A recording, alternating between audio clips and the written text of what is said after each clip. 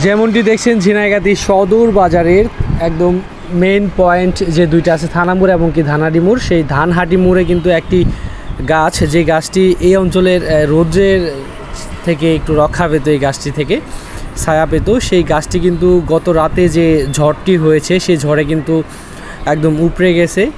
এই গাছটি উপরে কিন্তু এই বিদ্যুতের যে লাইন আছে সেই লাইনের উপরেই মূলত হচ্ছে এটা এই ভর করে আছে বর্তমান অবস্থায়। এটাকে যদি অপসারণ খুব দ্রুত সময়ের মধ্যে না করা হয় তাহলে হয়তো বা এই অঞ্চলের বিদ্যুৎ লাইন টোটালি বন্ধ হয়ে যেতে পারে, কারণ গাছটি একেবারেই বিদ্যুৎ লাইনের উপরে ভর করে আছে এখানে।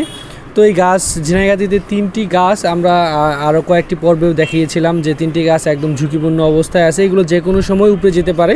তো গত রাতের যে ঝড়, সেই ঝড়ে কিন্তু এই গাছটি উপরে গেছে এবং কি বিদ্যুৎ লাইন এবং কি যে দোকান আছে দোকানের উপরে কিন্তু একদম পড়ে আছে। দায়িত্বশীলদের নজরে এসেছে কিনা জানি না, তবে খুব দ্রুত সময়ের মধ্যে এই গাছটি যদি এখান থেকে অপসারণ করা না হয় তাহলে হয়তো বা বিদ্যুতের লাইন এবং কি এই ঘর ব্যাপকভাবে ক্ষতিগ্রস্ত হতে পারে।